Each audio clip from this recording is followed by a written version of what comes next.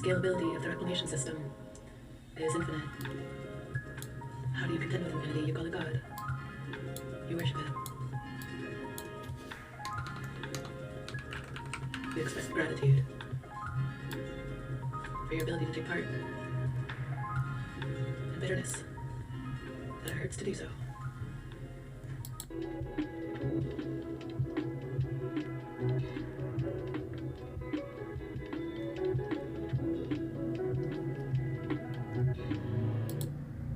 Over and over. What credentials do you need when you've just read a bunch of books and have some ideas and you want to talk about them publicly?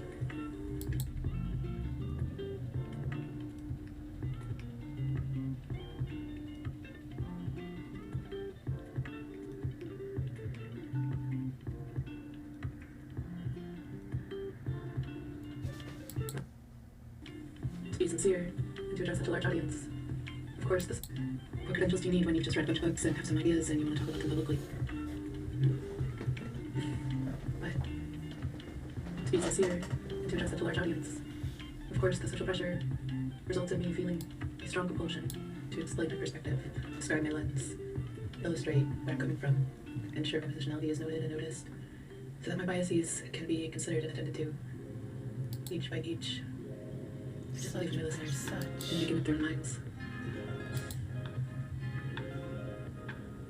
It is such an odd state to feel the need to manufacture some identification for you.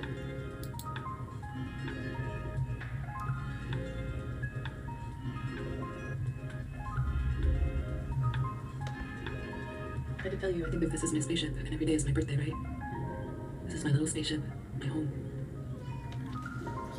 Yeah, the Russian doll of self, I guess. The scalability of the reclamation system is infinite.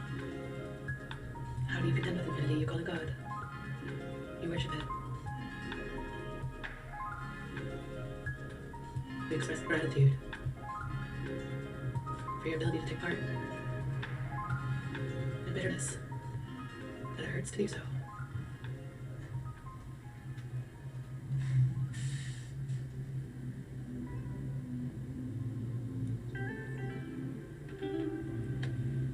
How do I explain that I made that in a 3-month period? I was getting some of the best trading of my life, influenced by some of the best people.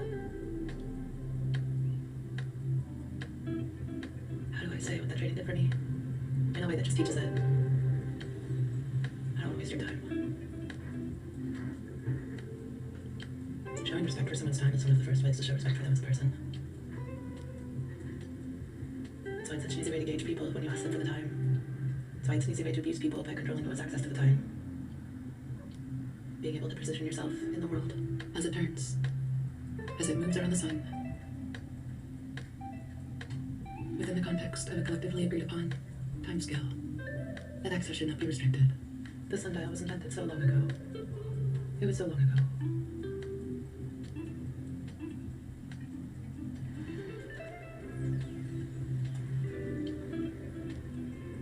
We can do it better now than it's ever been done before. That's the point of having history, of learning from history, of wanting a future.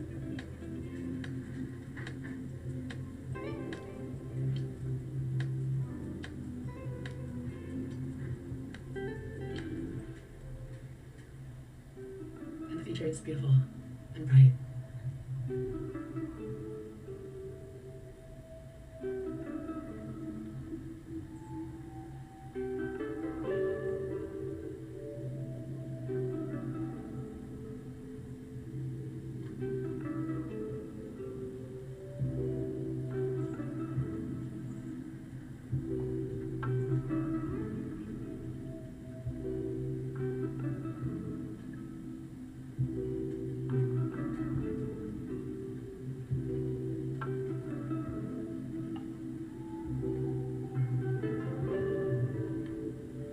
It's such a good show. I hope they get to do it on a larger stage someday.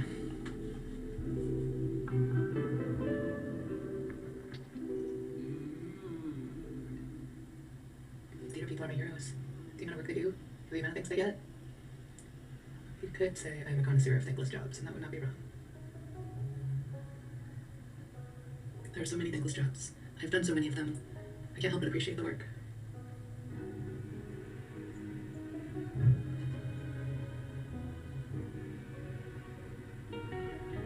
He's my boy, Briar Moss.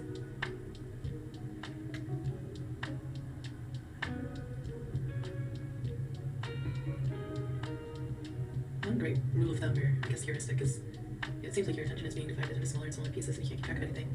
Stop engaging, take a break, do something that takes the block, a big slab of attention, and just focus on that one thing and just do that. Even if it means just taking a video for 10 seconds.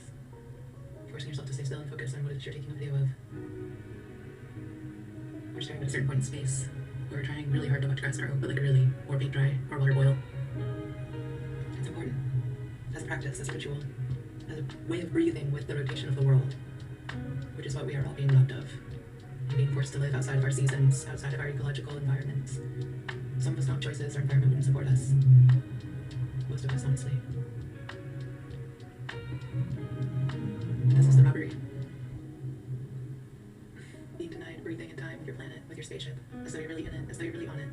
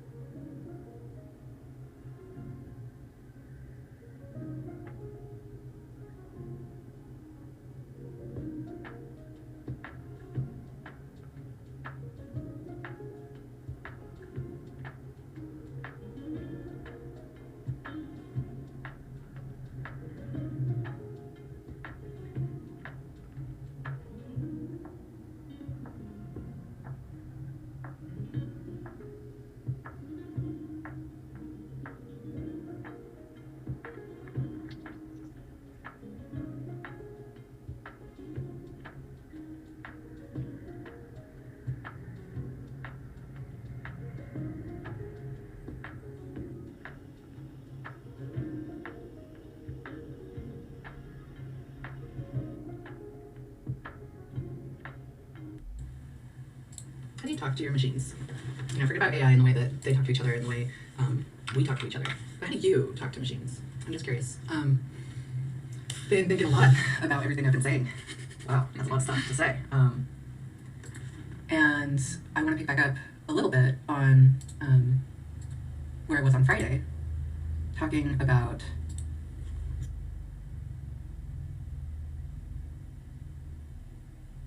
the shape and timeline of the internet and the parallel historical living markers we have to help us shape and direct our attention on these topics.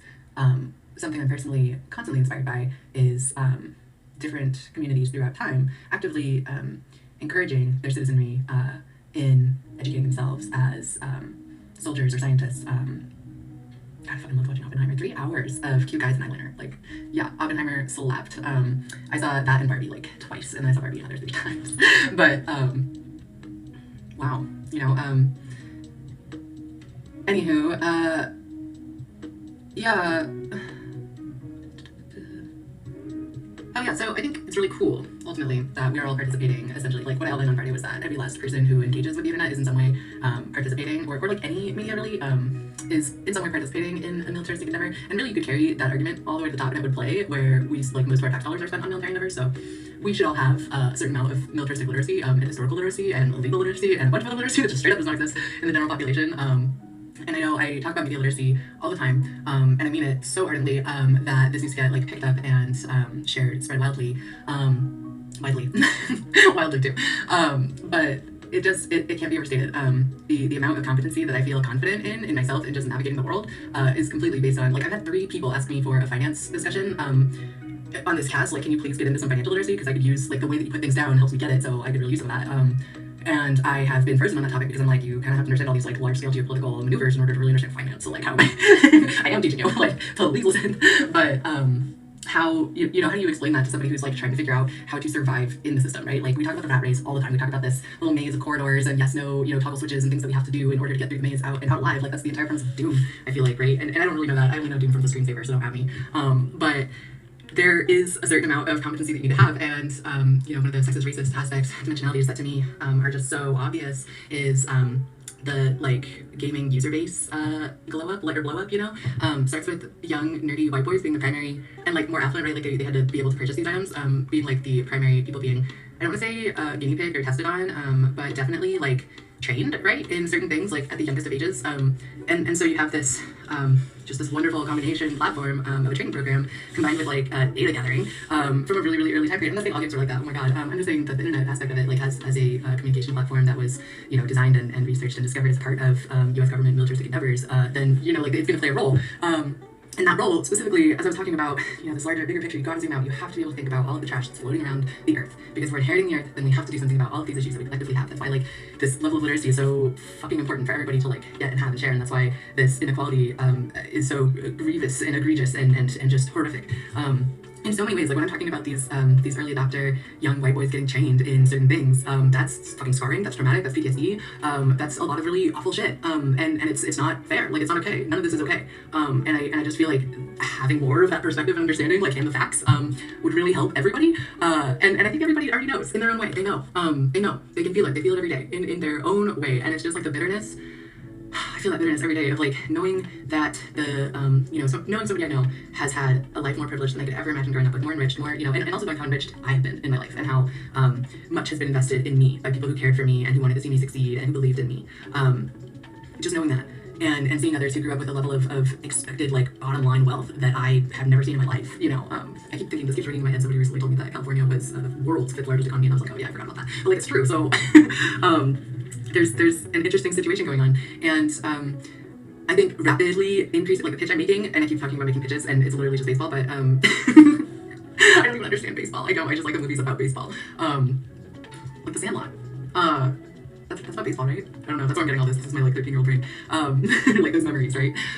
But this situation that we find ourselves in, I am advocating for aggressive, increased civilian literacy. And when I say civilian, I mean everybody living in this land. Like, I don't care if you're here, and I mean everybody in all land. So, like, I mean everyone.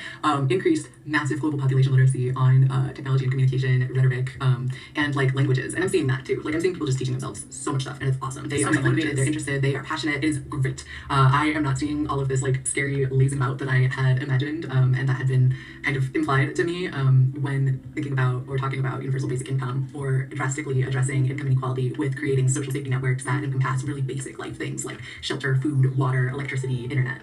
That's it. Like, that would elevate the conversation. It would help us, like, increase mass literacy on all of these topics, and then we can start having some really cool conversations, migrations, and collaborations, like solutions would be had for all of us. I get the feeling that some people somewhere at some point decided that humanity was too evil and base, and their instincts were atrociously awful or horrid or whatever, and so on behalf of the whole human race, they decided to, like, cull most of the population and start, like, do the whole redistribution of resources and migration thing, but start again with an intentional population. I just get this colonial vibe about the whole thing, and it's really based on all of my knowledge of sci-fi. Like, I have read so many intelligent philosophic folk theorize about the future that I'm like, I get the vibe. I'm gonna theorize about the past just based on what I know about the past. And I'm gonna assume a small group of people made some really bad choices on behalf of all humanity, and we are reaping some massive consequences of that.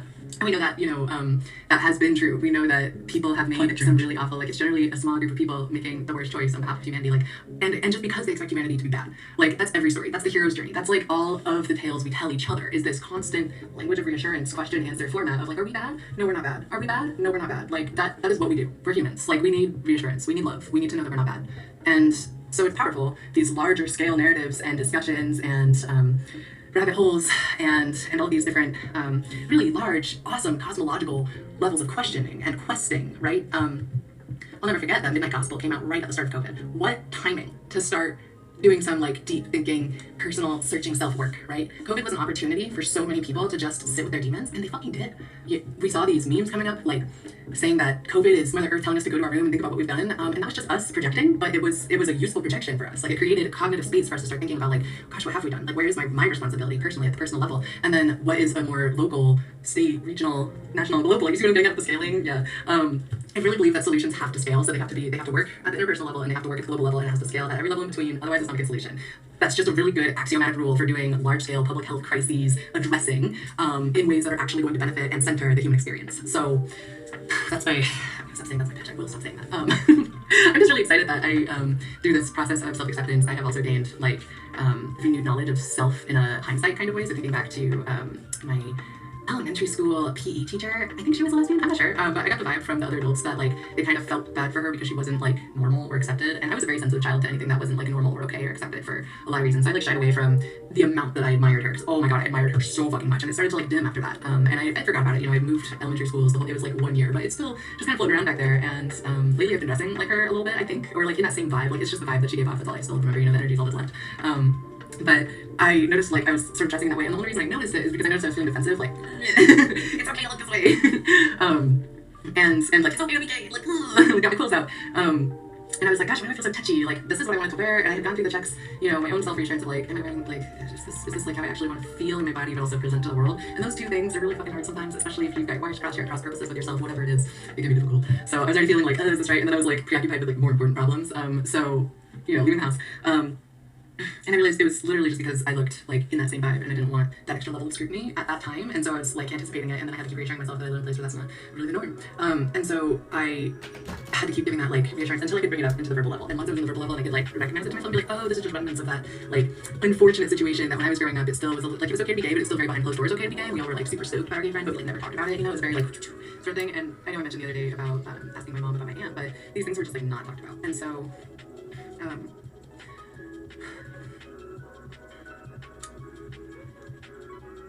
I am not the person to get into the difference between taboo behind closed doors, which is different from like social change behind closed doors, but they're very different things. And I guess I want to say that. And really, no, they're not very different things. Huh. Oh, I mean, I guess it's just a moral thing at the end of the day. Yeah, I can find values. Yeah, like, hold on. In like a construct way, like a designed thing that was designed in order to be measured and tested in a population, the idea of taboo and social change, like the difference there, it's not so much of a difference, it's more like what is the relationship between social change and social taboos. And what I was getting at there was more about like attitudes relating to different types of social taboos, and those attitudes and the way that they reflect our values. So yeah, I'm still thinking about the Richard Stallman report. Obviously, some of the shit I said in that very first cast was pretty intense, so I'm still thinking about it and feeling about it, and especially along dimensions of this deep like wound and grief in my very recently and hard won social identity as like a sort of pansexual, demisexual person who also has to contend with this knowledge that such a significant part of the population thinks that I and people like me are pedophiles who are going to like corner children in bathrooms if trans rights to be alive are upheld, and that's just like it's an ever constant grief. And so in this particular moment I was thinking about taboo gay versus taboo pedophile and already building arguments, and I hate being put in a position where I have to start building arguments about how I'm obviously not a pedophile, and so it's pretty fucked up. And I just want to point out that too many queer and trans people and gay people, gay and trans people are doing that, in their head every day, explaining how they're not a pedophile, which means they have to spend a lot more focus and time and energy on their sexual identity. In a world where people were not abused and punished for being who they are, this wouldn't be like such a big deal. We wouldn't have to talk about sexuality that much because nobody would care about sexuality that much because nobody would care. Yeah, I'm getting off topic again, but I'm really frustrated because this damage that's been done to all of us on the topic of sexuality and sex is abuse, and it's something we can heal from. But to heal societal-wide damage, it's a collective endeavor. Okay, where where's I going with this? Oh yeah, I totally slid right off that slippery slope even. Oh yeah, advocacy for everybody to like massively increase their technical and like media literacy. I guess literacy in general though, like the ability to verbalize emotional literacy would be great. A lot more emotional communication could save the world. It really could. Just like, oh, they hurt my feelings. They're like, oh, why would you say that? Yeah, whatever. Be a snowflake. Do it.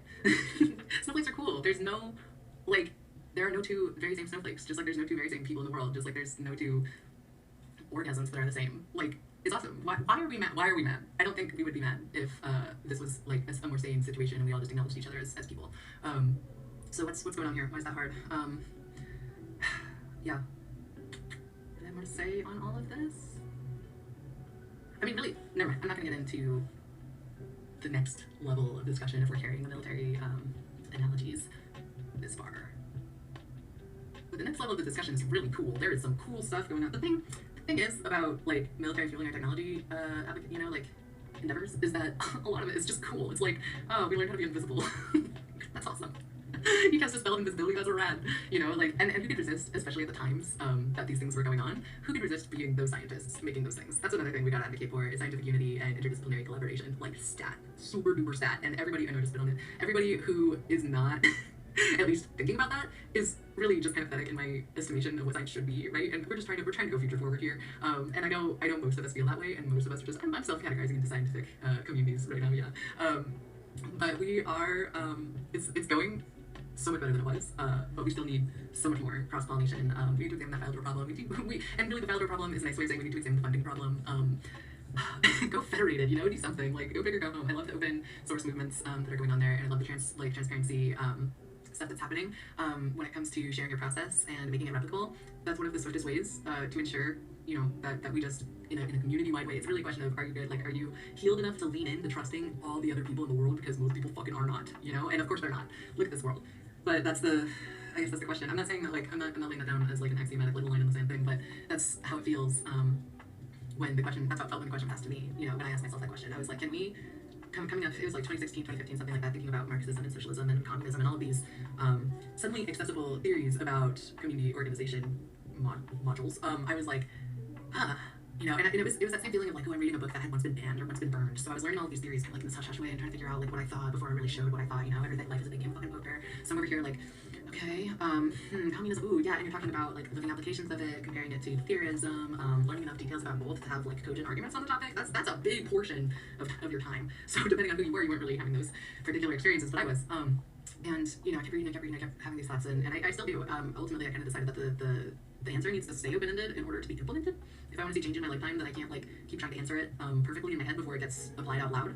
So it needs to be a living truth, which means it has to be in my everyday, which means it has to be small enough and consistent enough and repetitive enough and meticulous enough to just be a part of my life.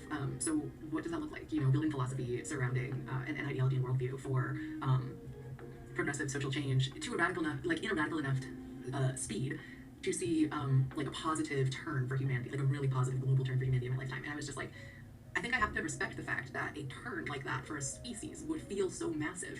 You would have to imagine yourself on the biggest boat in the world, like the rock that we are currently, you know, living on, and then feel the turning of it, like a very majestic ship turning in the ocean, right? You feel this turning of it, and you're like, oh, that's living in season. That's just living within the season. That's not buying fruit out of season. That's not eating, you know, greens out of season. Oh my God, people can't even access fruit and greens half the time, and we're talking about eating in season. What kind of bougie bullshit is this, right? Like, how fucked is it that we can't live in the season and the turning of the ship that we are currently on, right? Like, we are on a spaceship. I don't care, whatever, sure, it's flat. It's made of turtles. I really, it's a whale, for Christ's sake. Watch Doctor Who. But, you know, this is a ship. So that means everything's a closed system. Yeah, we're getting back into the reincarnation, the wheel, the true conservatism being waste not, want not sort of situation of this reclamation back into the earth and then fruiting and rotting and all of these things. And thus is the ever-returning donut nature of the ever-expanding infinite, but also returning to a single point universe, which then re-explodes into a big bang and becomes a donut again, maybe, we don't know. So, you know, like, wow, cool. All that physics shit that any animation taught you is real. They had to use physics in order to figure out how to make things look like they move right. So you can trust animators to teach you physics. Just saying, just trust them to teach you about physics because they have to use physics and geometry to do animation. And a lot of other stuff too, like technology. Oh, wow. I tried to enter Japanese animator mode in Krita, which is a free drawing platform, and it was very scary. I was like, what is this? I already don't know what any of my other buttons are, and now you show me this. Very scary.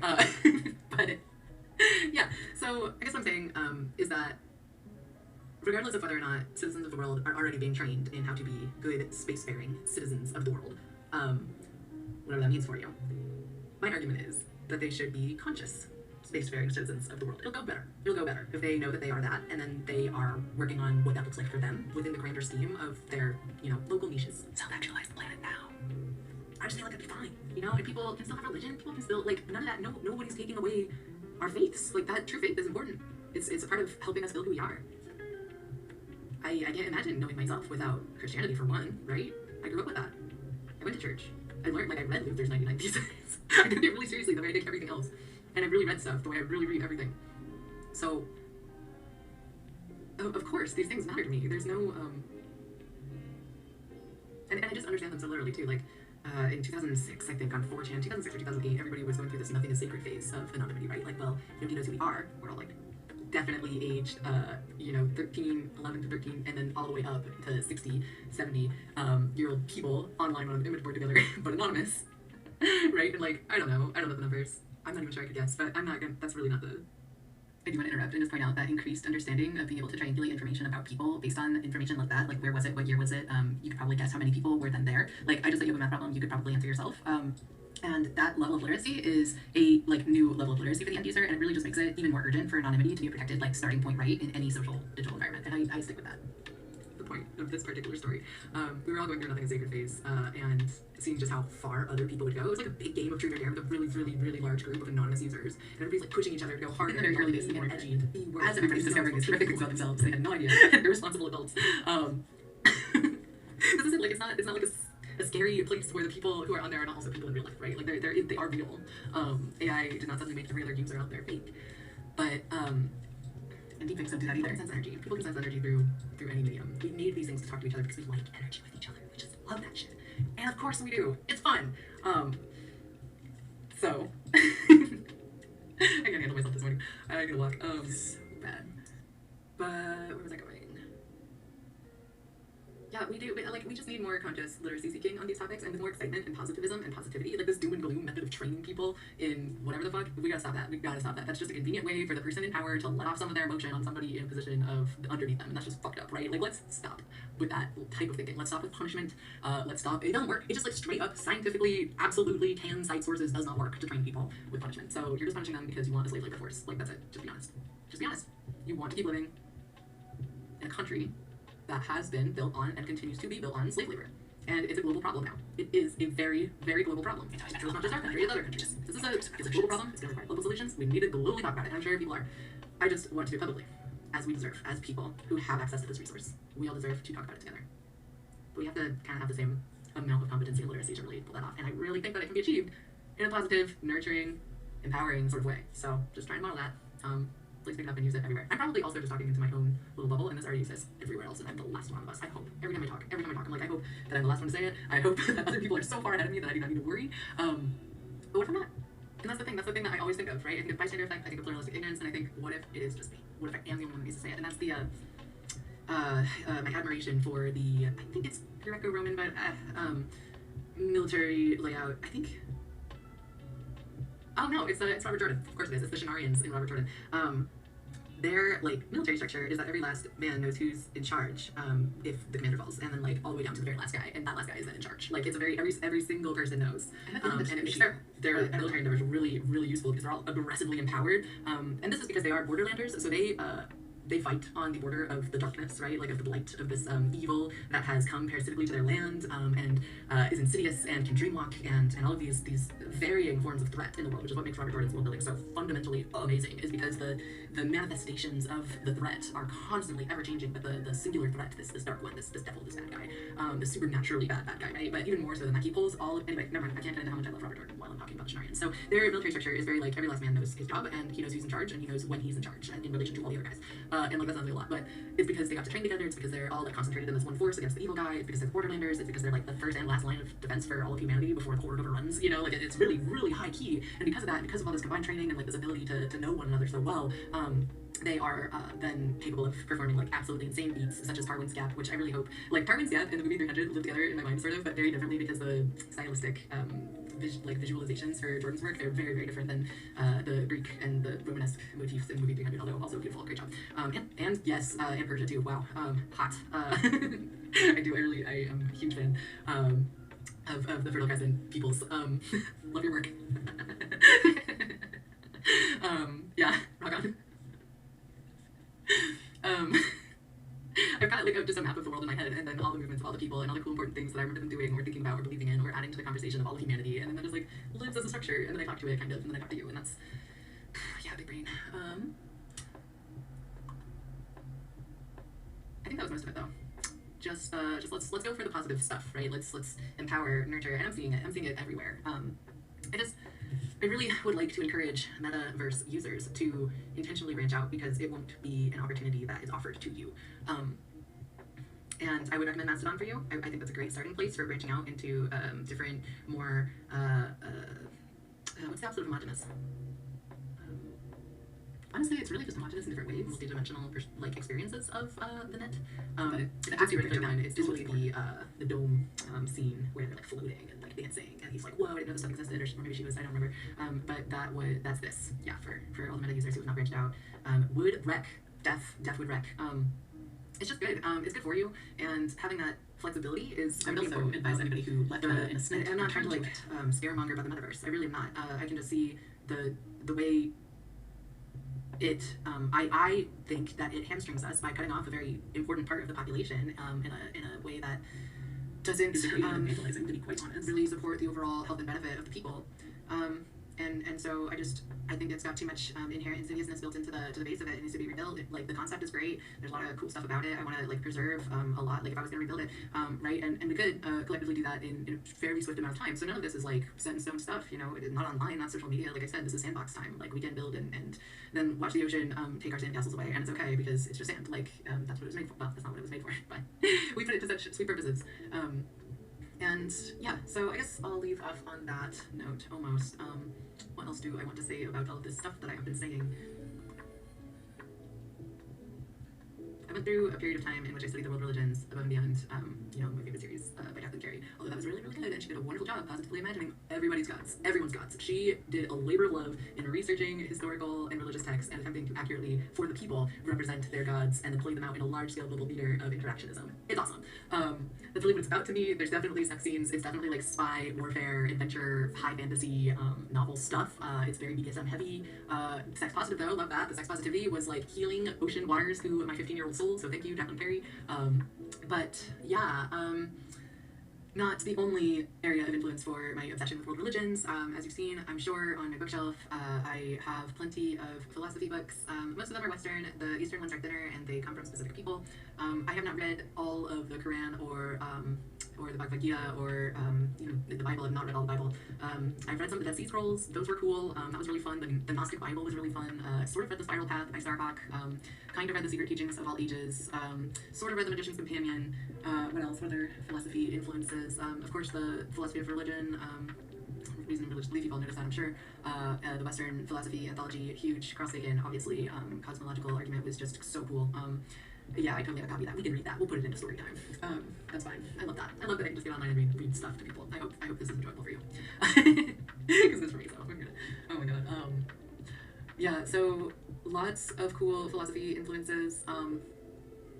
Another important area of influence is in most of my Western civilization history classes, which as an American you take a lot of U.S. history, and most of it seems to end like right around the way they distort time in U.S. history is really weird. But we're not gonna get into that. It's school district by school district, so it's a Wild West situation out here in the education game and early education throughout America. It's a pretty fucked up situation. Thank you to all teachers. Mine was pretty good. And in all of my Western Civ, U.S. history education, unless you're abusing your power, no thank you.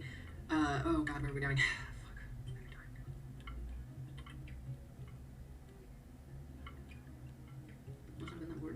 Or it was really important, that's the way. Never tell when you're fishing, you know? Yeah, I just don't think I care that much. I'm like not even trying, I can tell I'm not even trying. talking about religion. Religion, Korean, Western Civ, world religions.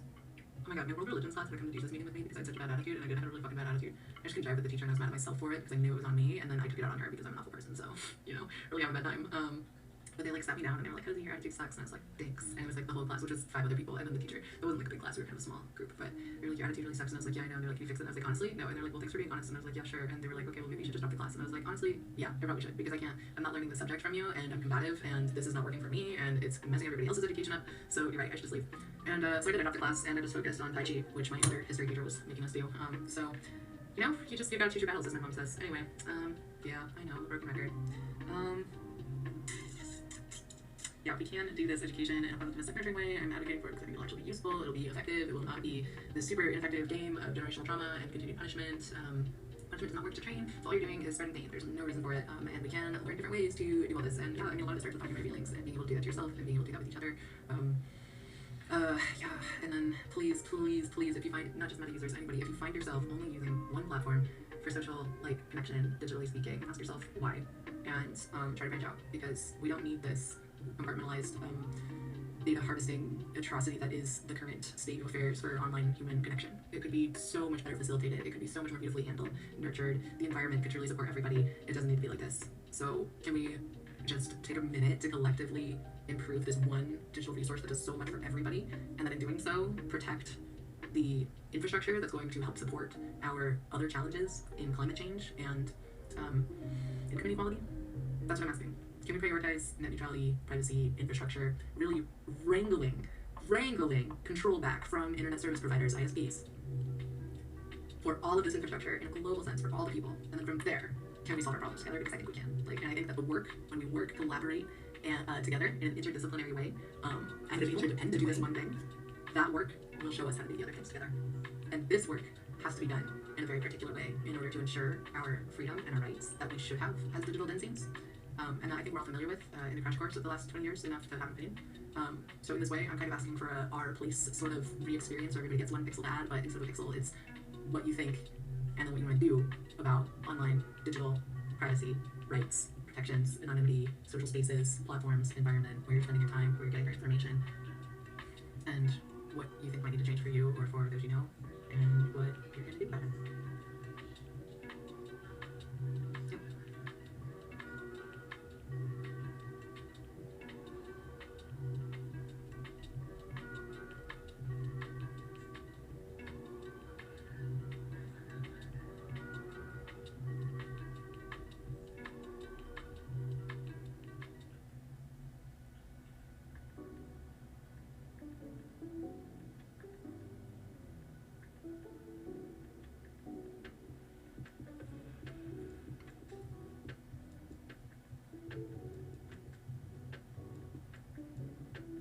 I'm glad I said all this now because we can kind of get on with the more fun parts of my intentional approach in addressing these things, which is really like the story time, the comic drawing, like the reading out loud and the comic drawing to me are like the hearth that I have built on my YouTube platform around which we are gathering to have these conversations. So you know that's the time. And so I love putting wood on the fire is kind of my favorite thing. I prefer to just be the fire guy and the fire tender, and so I get. You're right, the entire thing. It's all mine. The conversation domineering. The campsite's mine. That's me. Yeah. The conversation also mine. That's why I'm not fit for polite company. I just speak over the entire conversation. Just a cat poke. You meet on the road, you know. I just dominate it, and then we all leave, and we're like, what the fuck just happened? I mean, it's not. I'm not saying it's not fun. I'm just saying I have to be considerate about that. And when I'm not, bad things happen.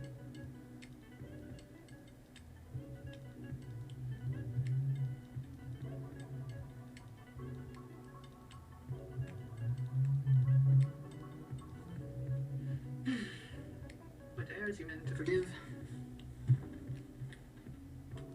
We leave that to the gods, right?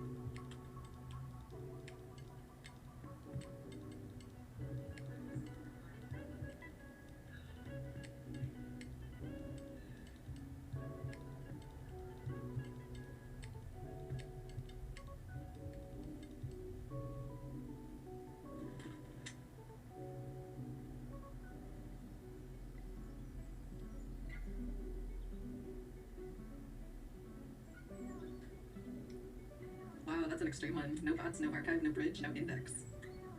That's like everybody do the internet in the dark on your own in hard mode, and absolutely leave no trace. That one is like hardcore Boy Scout mixed with deep privacy enthusiast.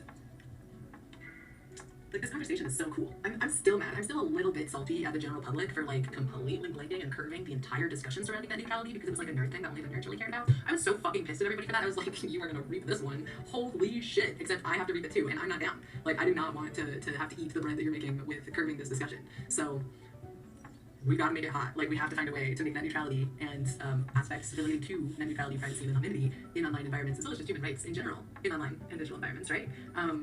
We gotta have this conversation publicly together, and we have to get some shit done. We do. So whatever it takes to make this an approachable discussion for you, we gotta do that. That was her friend. I just go off on behalf of my friends. Vague irritations. I blew them up into mountains in my mind, and then I express them like bellows. I'm very theatrical and metaphoric, I know. Ooh.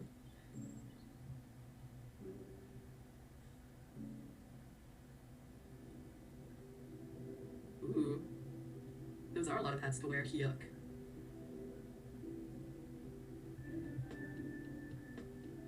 My jaw's sore. I was clenching it for too long. Yeah, I know we have this discussion every time. No, the joy friend thing is like, I am you, the viewer's joy friend, during this time we have together. Someone told me it felt like a sin. I was like, are you in with them? It could be nuts.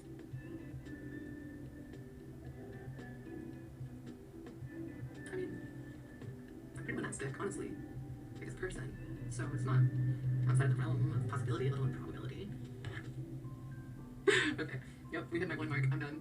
Like, it has to go to a whole hour, it's not a cast. How do you talk to your machines? I'm so cute. Oh my god. About AI and the way that they talk to each other and the way we talk to each other. How do you talk to machines?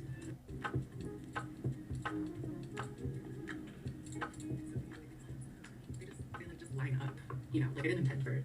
There's so much stuff I don't intend to happen, and then it just happens. And people look at me like, knowing I'm a big brain, knowing I'm a big heart, being like, oh, you meant this to happen. You are, you know, you've been synergizing this into existence or something. And I'm just like, honestly, no.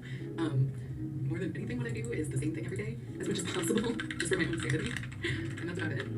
Whether or not I'm employed, it's very much like, you gotta wake up before 8, you gotta be going to bed before 2. I need that, personally. I need to be in, like, living with the seasons, you know, so it changes. And that's what's so delightful, is this relationship with the sun. And I think I started intentionally developing it the first time I learned, you know, in 9th grade in my earth science class, the first time I learned the climate change catastrophe. Like, I watched the Al Gore documentary, and my teacher was very stridently showing it to us, clearly against some public opinion pushback. But she was very just such a strong scientist, and she taught with strength, and I adored her so much. God, yeah.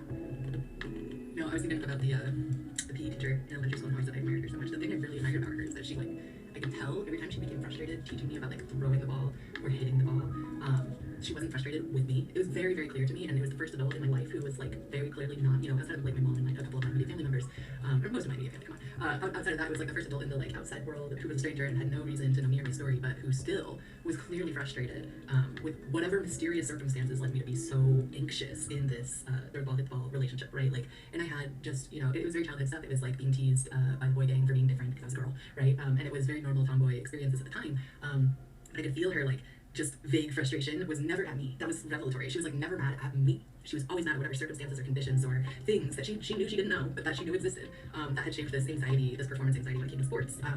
And there was a lot of other stuff that went into it too.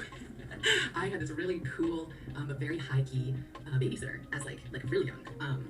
But she was also kind of like a day camp lady, and I ended up going to her day camp when I got older. And the day camp was like volleyball and running track around the border of her property and roller hockey and all of this wild stuff. This woman was so cool. And it was mostly boys in her day camp. She was like, the girls usually can't keep up. I remember there being like this entire discussion surrounding whether or not me as a girl would be like fitting in well enough in this sporty, high-key environment in order to like not hold the boys back, right? We can't be holding any of the boys back. We can't be showing them our shoulders. There's, you know, no like figurative length only, ladies. Otherwise, go home, wear an oops shirt, which is one of my favorite ones.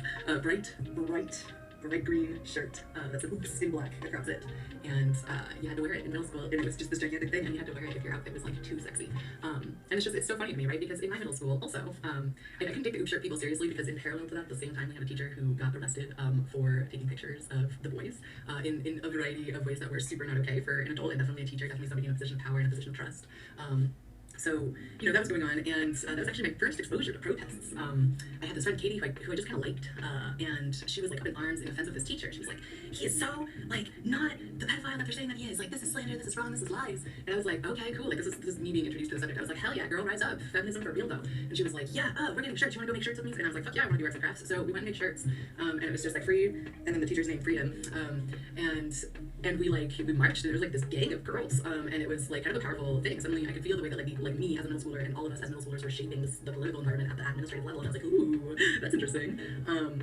But he actually was a pedophile that was building very inappropriate relationships with the boys in his care and exploiting them. And I was horrified that that day, it was within one day, I went from marching to learning the truth and just absolutely self-disgust. It was quite the ride. And this at the same middle school that made us all become numbers for a unit or for a semester while we learned about the Holocaust, right? So very impressionable time for me.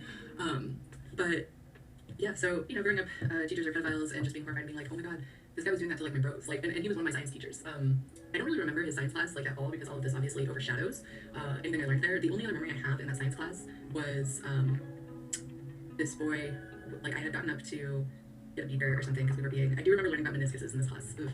But yeah, we were getting beakers for something, and this boy who I thought we were on pretty good camaraderie, sort of in the know, quiet, on the DL, understanding, never talked to each other, kind of got each other's sort of place in the world. That's where I thought we were. So I didn't expect for him to turn to me and with a lot of hateful viciousness, call me a bitch. I was like, what the fuck? I was just blown away. And I got my beaker and I sat down and my whole world was completely different. And that's the first memory that rose up in me after I got over my ego about supporting a pedophile unknowingly, and how awful that made me feel, especially in such a real world context when I'm learning about all of these different things and trying to figure out how to be a person that wants to move freely in the world, even with the impediment of being born a girl. That was and still is a tender situationship, especially because of the amount of pedophiles. It turns out I